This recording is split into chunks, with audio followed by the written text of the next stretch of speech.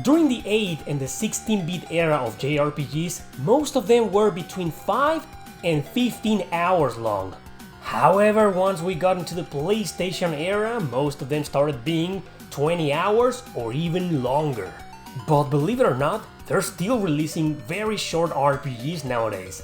And today I'm gonna show you 10 short but great JRPGs everybody should play, and none of these belong to the 8 and 16-bit era. This is gonna be very interesting, so let's begin!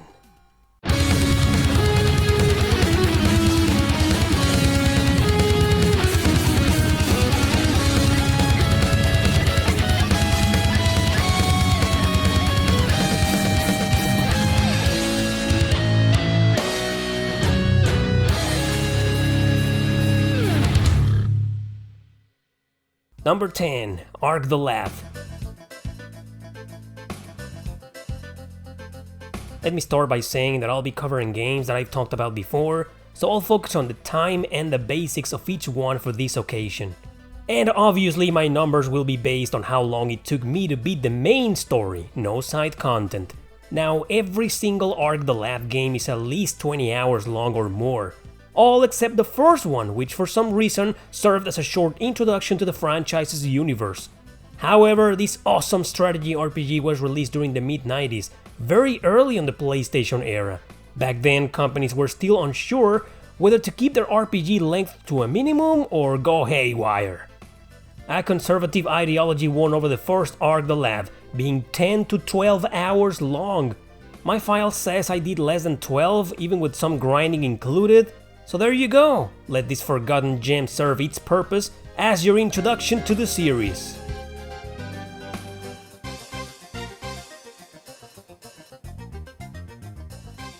Number 9. HalfMinute Hero. There are several versions of this game, including one for PC and a digital remake for the Xbox 360.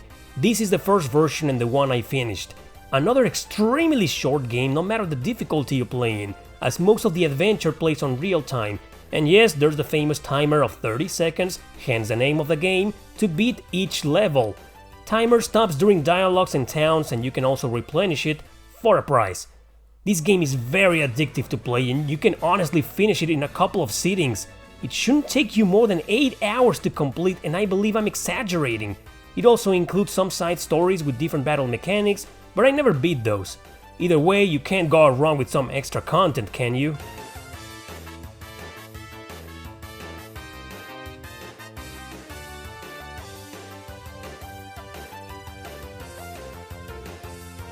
Number 8. Muramasa the Demon Blade.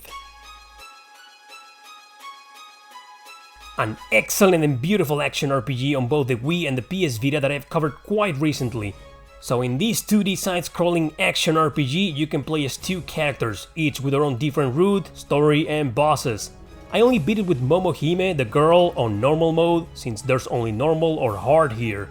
It took me a little bit over 5 hours to complete. My guess is the other route is just as short, though I did feel it was a little harder. Anyway, this is a must-play, guys, one of Vanillaware's masterpieces, and for 5 hours of your time, not sure what the hell you're waiting for.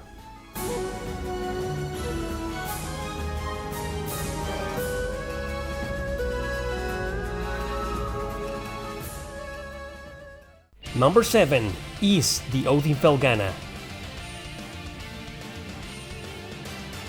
Most of the older Ys games before Ys 7 on the PSP were fairly short.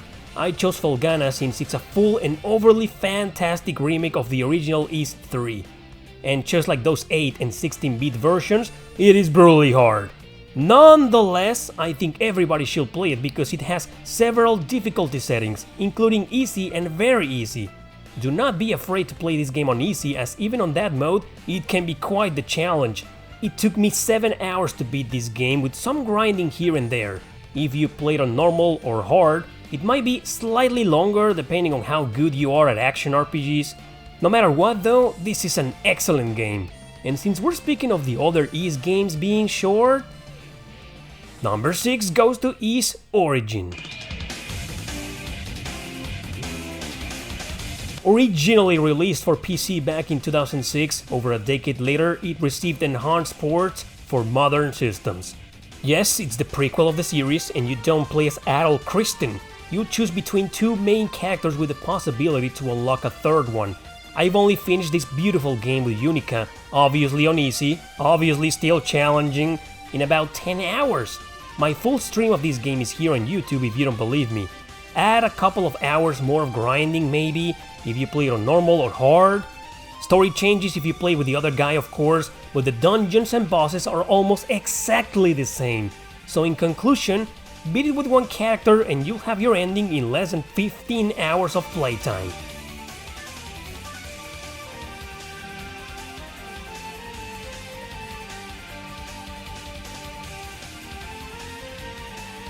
Number 5. Langrisser 1 and 2 Remakes. I know I'm cheating here since this great remake has 2 games, but both of them come in the same release, so yeah. Either way, these 2 are equally amazing and I think everybody should play them. First one is a remake of Warsong on the Sega Genesis, second one as well, but we never got it before, so this was my first time playing it.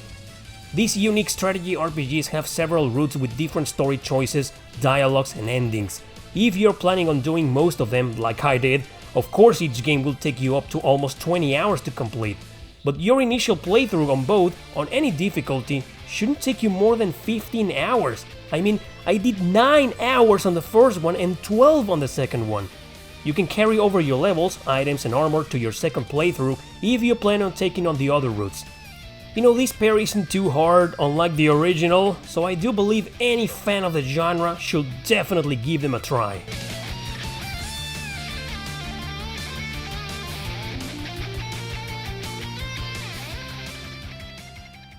Number 4. Dragon's Crown.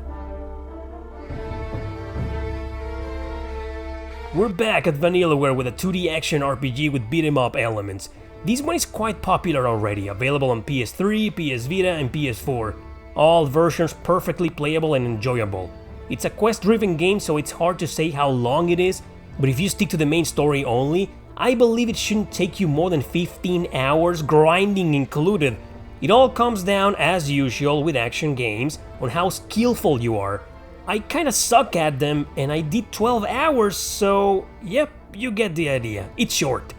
I don't need to keep telling you how extraordinary and addictive this beautiful game is, so let's move on. Just play it.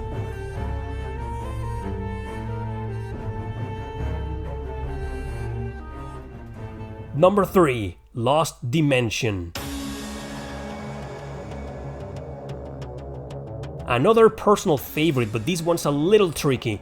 It's an area-based strategy RPG where you'll be stuck in a tower. There will be a couple of missions to complete before each major event on each floor. These events revolve around deciding which one of your characters will, well, die. That's right, you'll be running out of allies in no time.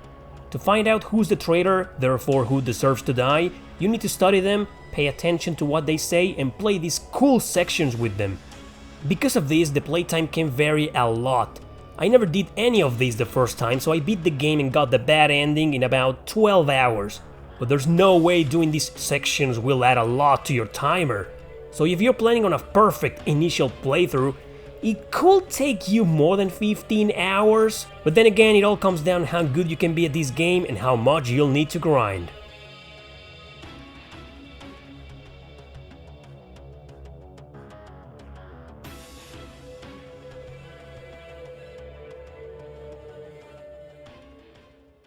Number 2. Parasite Eve. Another extremely popular and giant cult classic on the PlayStation. Because it mixed survival horror with RPG, perhaps Squaresoft feared a 20-hour long adventure will be too much back then. It's actually one of the shortest games in this video, literally speaking, as it barely has any side content. So you'll be playing the main story no matter what most of the time.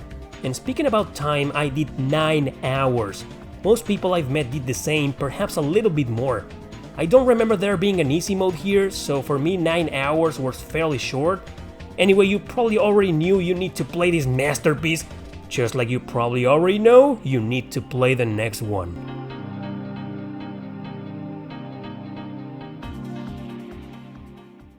So number 1, Suikoden, the first one. It is the start of this important and iconic franchise, so come on! If you haven't played the first Suikoden already, something's wrong with you. Just kidding, play the game, give it a try. It's a short but quite marvelous adventure you'll probably never forget. So how long is it, you ask? Well, it took me only 11 hours to beat it the first time, but that's because I didn't recruit all 108 characters. However, the second time I played it, I did get every single Star of Destiny, and I did 14 hours. Yeah. Every other Suikoden title after this was 20 hours at the very least, so it is indeed a surprise this game is in the video, but maybe they were just testing the waters back in the mid-90s to see how gamers reacted to something so unique and different, so they wanted to keep things short. Reaction was good, series was a success, and now I'm here to tell you, one more time, everybody should play it!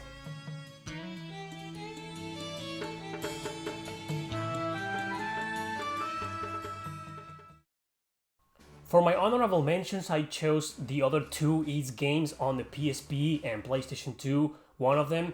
The first one is Ys 1 and 2 Chronicles, which is the remake of the remake of the port of the remake. Yeah, I know. On the PSP, very good. I just think it might not be everyone's cup of tea because it is slightly harder, and the bumping mechanic, it might not be appealing to a lot of people. And also there's Ys 6 on the PSP and on the PS2, but these two versions don't have an easy mode, and this is a very hard game, which I think I will probably recommend to only to hardcore players. Anyway, I have more honorable mentions, but I'm planning a part 2 on this video depending on how good this one does, so if you're looking for a part 2, let me know in the comment section below. Thanks for watching, don't forget to subscribe and share this video with your friends. See you next time!